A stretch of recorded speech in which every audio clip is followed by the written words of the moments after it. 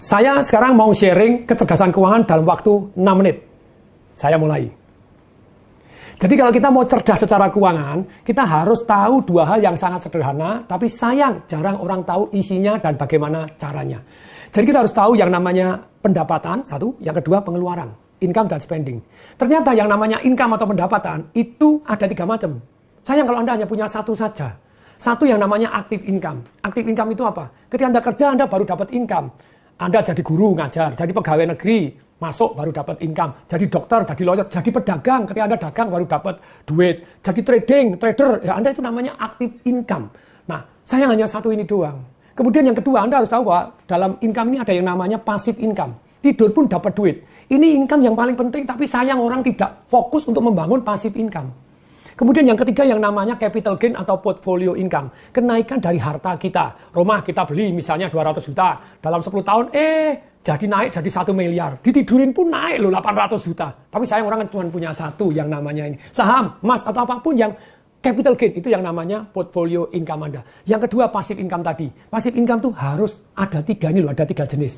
Banyak orang tidak tahu dan tidak punya. Yang namun satu adalah paper asset. Obligasi, deposito, royalti, saham yang menerima dividen, jadi unit link Anda. Tapi sekali lagi, ini adalah paper asset. Yang kedua, jenis dari passive income adalah properti yang Anda sewakan dan Anda bagi hasilkan. Yang ketiga, itu adalah bisnis yang jalan tanpa Anda. Nah, sungguh sayang kalau kita tidak punya passive income. Harus punya passive income karena tidur pun dapat duit. Enak banget gitu loh ya. Nah, kemudian pengeluaran itu ada 4. Satu, pengeluaran yang produktif. Kedua, pengeluaran konsumtif. Yang ketiga, pengeluaran yang tampaknya produktif ternyata konsumtif. Yang keempat, pengeluaran yang tampaknya konsumtif ternyata produktif. Pengeluaran apa yang produktif? Semua pengeluaran Anda.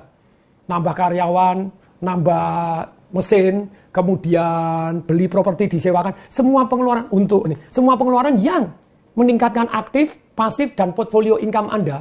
Itu adalah pengeluaran yang produktif. Pengeluaran yang konsumtif itu ada 3 macam. Semua pengeluaran yang langsung habis. Istilahnya Anda baik nambah karyawan tapi ternyata tidak produktif. Nambah mesin tapi ternyata tidak produktif. Yang apapun yang langsung keluar duit langsung habis. Ini ya. Untuk makan, untuk minum, untuk tour. Nah ini langsung habis. Kemudian yang kedua namanya passive spending. Cicilan mobil Anda, cicilan rumah. Lupa cicilan rumah kan harganya bisa naik. Bisa. Tapi Anda nyicil itu tetap passive spending. Anda tidak bayar, disita. Gitu aja gitu ya. Cicilan Anda, langganan A, langganan B, langganan internet Anda, apapun yang keluar terus, itu sebenarnya passive spending. Oke ya. Kemudian, yang paling berbahaya ternyata yang ketiga, invisible spending. Membuat Anda kere tanpa Anda tahu. Apa itu nomor 1 yang paling berbahaya? Silakan tebak. Inflasi. Tanpa sadar daya beli Anda, duit Anda tidak laku lagi gitu ya. Ya laku tapi kurang begitu. Nah, kemudian berikutnya, apalagi yang termasuk yang namanya invisible spending? Handphone Anda yang Anda pegang, komputer Anda, terus kemudian mobil Anda. Saya pernah belikan orang tua saya Mercy S-Class begitu ya. Tapi orangnya tidak mau. Terus kemudian mama saya minta Alphard, ya saya tak ganti Alphard. Mercy S-Class beli 1,8 miliar. 7 tahun kemudian jual tinggal 350 juta. Anda beli mobil buka pertama sekali hilang 200 juta. Besok buka sekali hilang 10 juta, 10 juta, hilang 20 juta. Setiap dibuka hilang berpuluh-puluh juta. Itu namanya invisible spending. Tapi begitu banyaknya orang hari ini tidak cerdas. Kepingin tampak kaya, beli motor, beli mobil. Harganya hilang terus. Kere tanpa berasa. Mohon maaf kalau pakai kata-kata keras gitu ya. Mohon maaf supaya insaf, saya seringkali menggunakan kata keras, sekali lagi mohon maaf. Kemudian berikutnya ini. Jadi pengeluaran yang tadi konsumtif sudah. Sekarang yang tampaknya produktif ternyata konsumtif. Tadi ada satu orang, Pak Tung enak aja punya duit banyak bisa nabung. Saya ini gaji cuma 3,5 juta. Nyicil motor 1,5 juta. Saya tanya, kamu nyicil motor apa?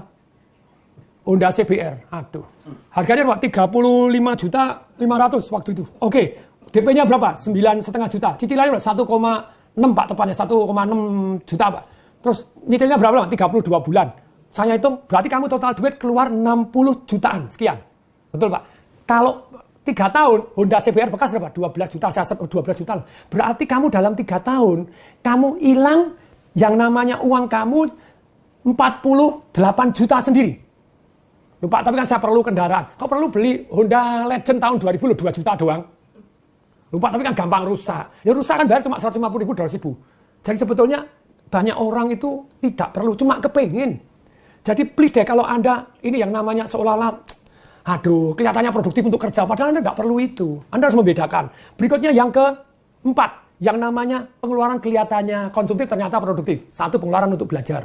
Yang kedua, pengeluaran untuk bergaul dengan orang-orang yang jauh lebih sukses dibanding kita. Betul, orang sukses tidak semuanya positif, tapi kita belajar yang positif aja gitu ya. Yang ketiga, untuk amal. We cannot outgive God. Perhatikan saya. Banyak orang itu kebanyakan gaya. Padahal gaya itu sebanding lurus dengan tekanan. Itu hukum fisika, hukum alam ciptaan Tuhan. Apabila hidup Anda banyak tekanan, berarti Anda kebanyakan gaya. Kalau masa tua Anda penuh tekanan, berarti masa mudanya kebanyakan gaya. Boleh kan gaya? Bisa. Caranya bagaimana gaya tanpa tekanan? Pasif income Anda segede gajah, Anda gaya segede kerbau. Maka Anda cerdas secara keuangan. Semoga bermanfaat. Saya Tung Desember ingin mengucapkan salam.